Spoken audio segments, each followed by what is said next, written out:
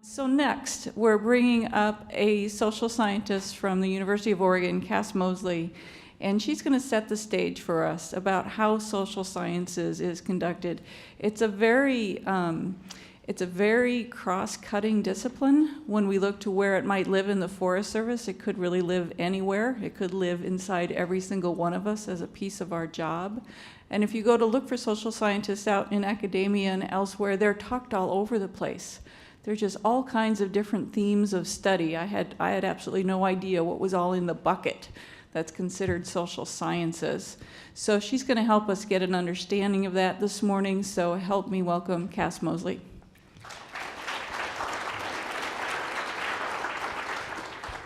So I'm going to go follow those two very concrete presentations and get very abstract.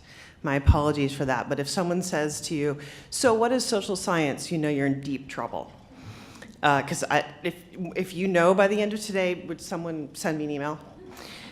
So let me take a really big step back here, and just say, just sort of as a caveat, there's a lot of social scientists in the room. Hopefully none of them will throw tomatoes, but certainly every one of them would give a different talk that I'm going to give, because social science is so broad. And so let me just lay the groundwork for the rest of the day by raising three main things. One, I'm going to talk a little bit about the questions that we ask. I'm going to talk a little bit about the perspectives and methods we use to answer those questions. And third, I'm going to talk a little bit about scale, because I somehow can't resist the topic of scale these days. And Emily Jane is putting up her thumb because it's one of her favorite topics as a geographer. So, but before I dive into those three things, let me give you a little bit of a sense or proportion of the bigness of this question. So some people, I think, tend to think that if you pick up the phone and call a social scientist, Troy, Eric White, Emily Jane, Susan Charnley, all of us, lots of you in this room, you get the same, you get a generic social scientist. We're sort of all do the same thing, and it's kind of like calling a fish biologist. It'll all be fine. So no. Social science is not a discipline. It's like natural sciences or physical sciences. It's not like chemistry or physics or biology. It's a whole buildings or schools or colleges at universities do social science. So if you think about the major social science disciplines, anthropology, economics, by the way, economics is a social science, sociology, psychology, political science, demography, geography, sometimes even history and linguistics get included in social science. So we look at the norms, attitudes, and beliefs that make up cultures, the market structures, institutions, and behaviors that make up economic systems, the elected bodies, bureaucracies, and power relationships that make up political systems, the households and communities that are the building blocks for social systems. Is it big yet? Okay.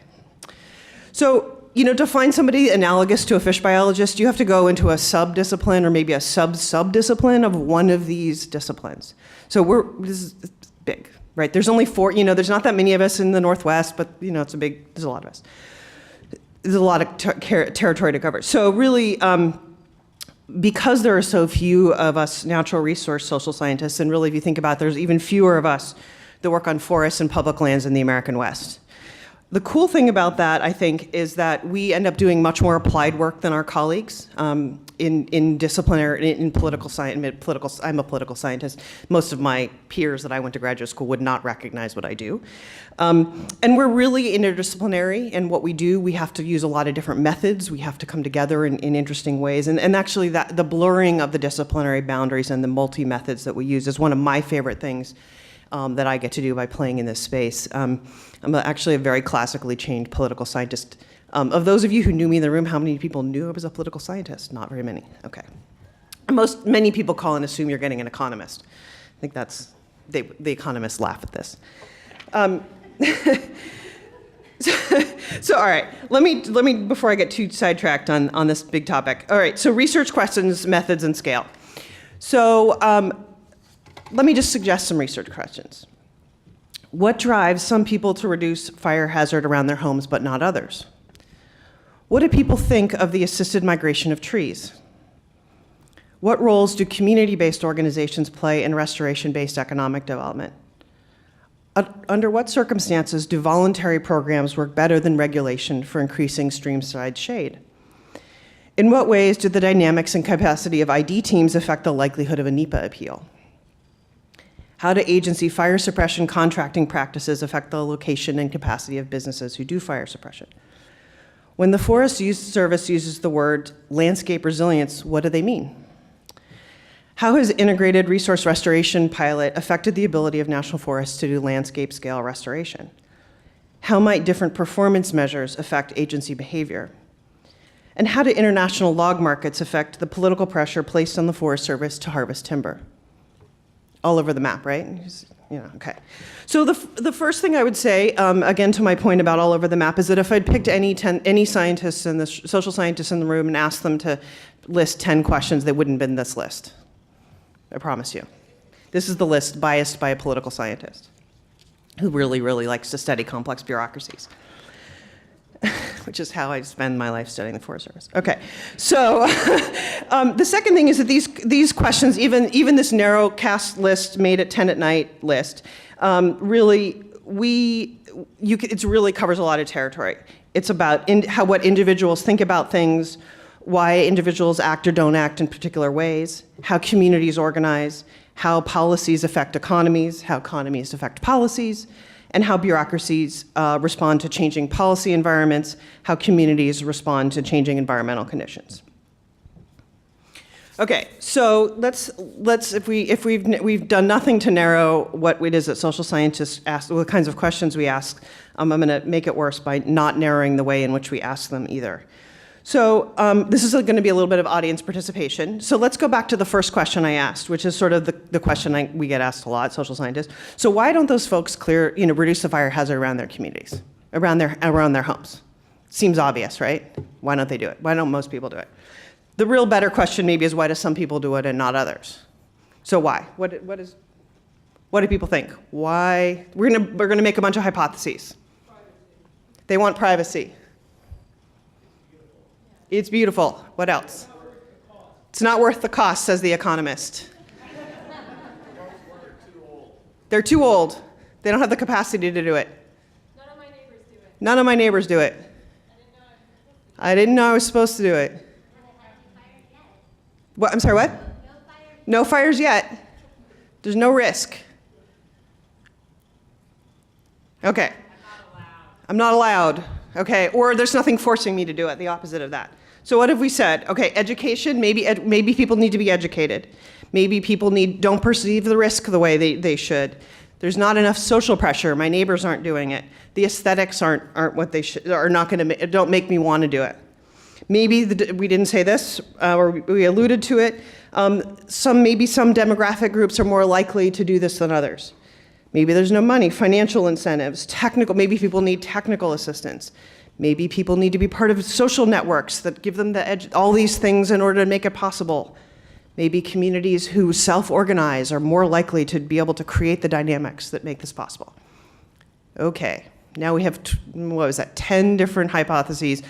And I will say that if you called up the phone to any one of us, we would give you a different hypothesis and a different way to test it. Okay, great. So, but I think the stakes here become really, really obvious, right? Because whether it's education that's the problem, or technical assistance, or money, or regulations, or aesthetics, actually all those things, whatever that is, would make you choose a different policy. So you really do need to know the answer to this question. Because if you just believe it's education and it's not education, putting a bunch of pamphlets in people's mailboxes is a waste of time and money. So these are actually really important questions to answer, and we should probably be somewhat less frustrated with, it's so obvious that you should take the needles out of your gutter. Why don't people do it? That's actually not, it's not obvious to them, and so we have more work to do to understand that. And by the way, there's a pretty large literature about this, and you can go read about it, but that's not going to be today's story. So, and I think sort of as I've already said, if you called a bunch of us up, we would give you a different hypothesis and a different method to answer that question. And so, call more than one of us when you have a question. It's a good idea. Okay. So, so let me turn to methods. As you can imagine, depending on which of those hypotheses, whether it's a hypothesis or an understanding that's focused on the individual, social organization, political dynamics, you might use different methods to answer that question. So some of the methods that the folks in this room use a lot. We, as a group, tend to do a lot of surveys of individuals, and surveys can be really good when you're trying to understand the perceptions and beliefs of individuals, particularly large numbers of individuals. But they're only one method. There are big, well-known surveys like the National Visitor Use Survey that the Forest Service runs, but many of us are doing other kinds of surveys all the time. Key informant interviews are another very common, in fact, I think there's certainly half dozen of you in this room that I've interviewed as key informants.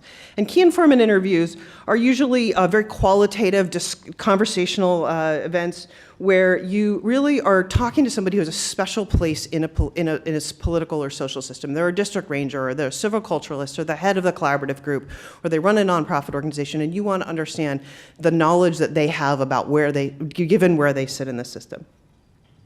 We also use focus groups a lot when we're trying to understand some problem or some issue where you can get leverage by getting people in a room together, and that they talk about it and they can work on it and come to a common understanding or a variety of understandings through the dialogue.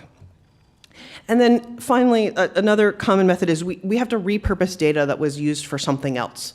There are a few kinds of national data sets that exist, like the US Census and the National Visitor Use Survey and things like that, that are sort of purpose-built for social science. But and we don't have the social science equivalent of an entire, NASA satellite system to take pictures of the trees. We don't have that. So we much more have to repurpose data that. And I actually use a lot of repurposed corporate Forest Service data, whether it's contracting data or fire suppression spending data or all kinds of things like that. And so because there isn't we don't invest in social science data the way we do invest in biophysical data, there's a lot less around. And so we have to do some pretty interesting things to get it, and that empirical data collection is really an important piece of for us. So let me just turn to their last issue of scale. So these questions that I pose, these methods, these hypotheses, they actually suggest social systems and social dynamics that operate at a lot of different scales. And a lot of historically, if we look back to the natural resource social science research that was going on, say, 20 years ago in this region, most of it, this is going to be a stereotype, most of it was focused on individuals and communities and markets. And what I think we've come to realize is that individuals and communities are two really important scales that we tend to think about, and as working at a forest level, you might put your gaze there first. But think about there are a lot of other kinds of scales that matter. And when social scientists talk about scale, they're actually not super clear what they mean by that. But they may mean spatial extent, that is the physical landscape around you, the watershed, the landscape. But they also, and probably more frequently, talk about organizational scale, whether it's political organizations or social organizations, from the household to the community or neighborhood or community up to regions and states and national and nation states. But you can also think about organizational scale from the forest, the district to the forest to the region to the nation, or in any combination thereof. Congress is a kind of a scale, political scale, that's different than working at the district office. And increasingly, social sciences, it really is the cutting edge of, I would say, our work is really trying to think about how those scales fit together and how action at one scale affects actions at another scale. And just think about the world of figuring out the problem of wildfire management. You might be at an individual district organizing an individual set of units to do thinning to reduce fire hazard, and you've got to organize, community and your ID team and all this stuff, all these little small stuff. But how you got there is very dependent on a bunch of organization well above you in the political system, and fire response too, right? There's all the local fire department to the National Interagency Fire Center, all very, very different scales.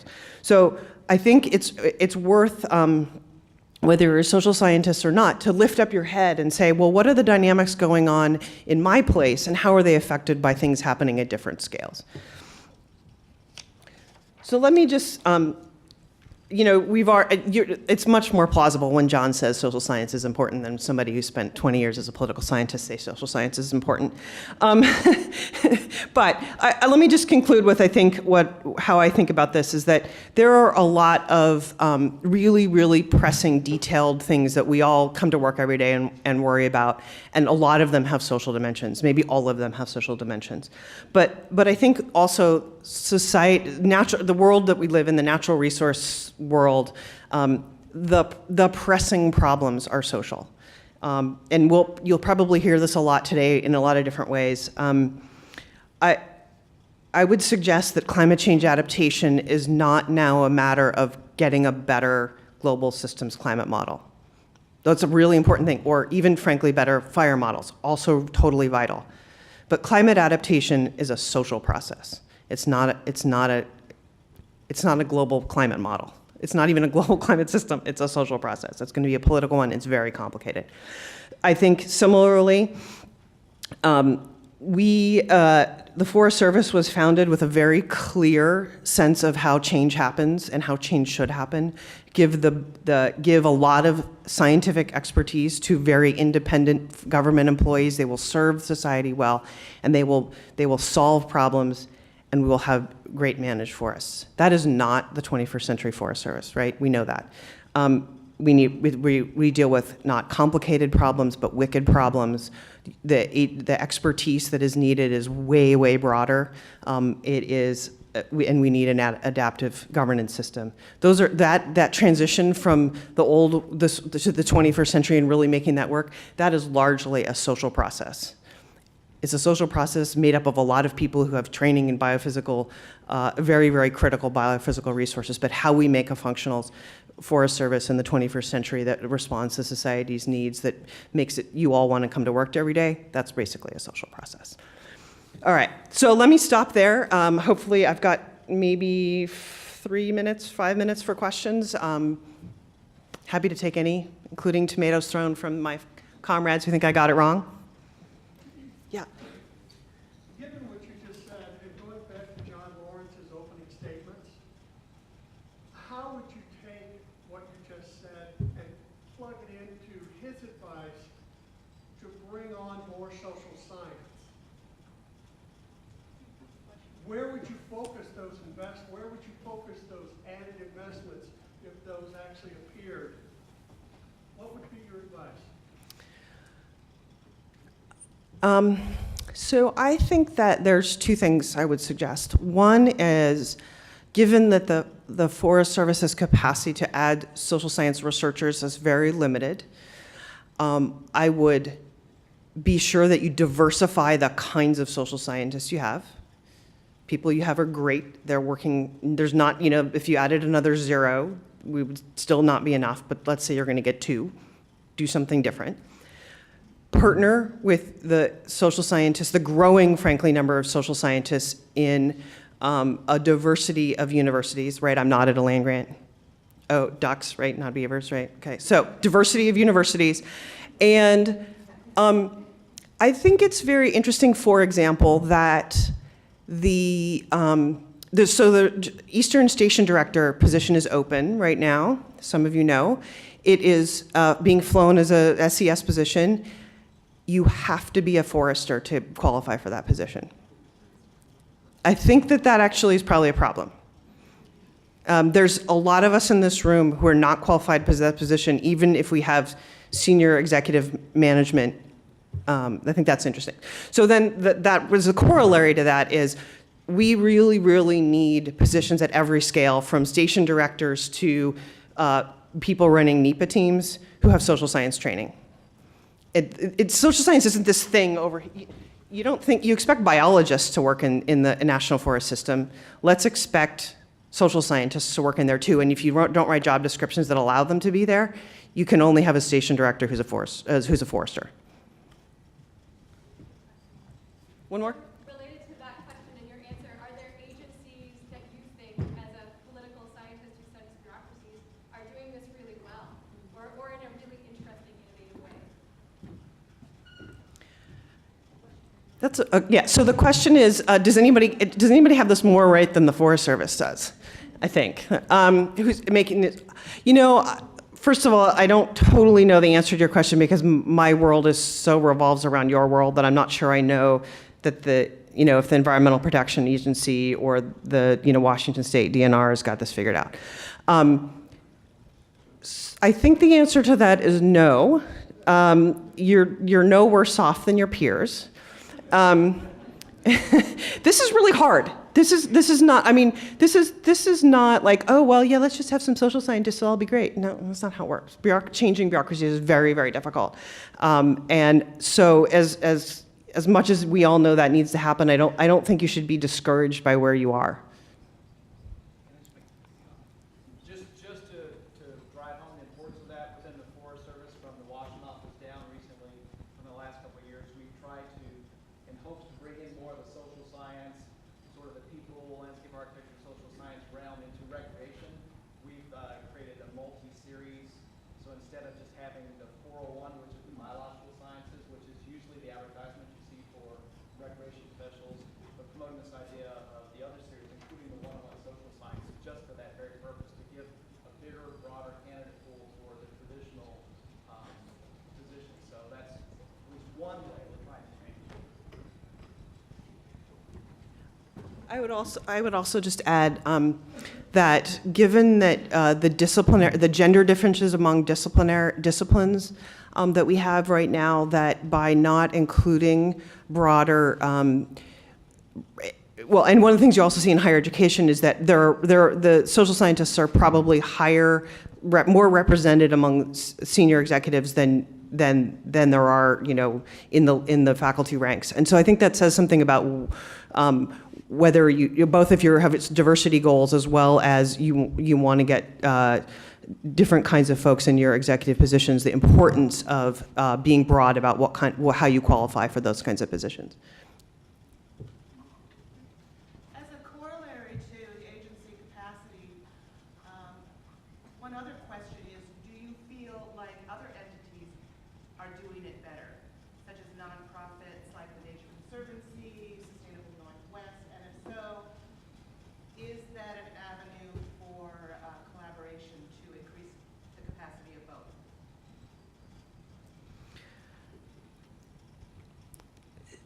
It depends on what you're looking for. Yes, they do some things better. Better than what? Better is, I don't really, they do different things than you do. Neither of those organizations, who I can both consider to be very close partners, have much in the way of social science, as the way I might say, practice it, capacity. There aren't any social science, people with PhDs in a social science discipline at Sustainable Northwest, and there aren't, I don't know any at TNC, but they're probably there, I just don't know them.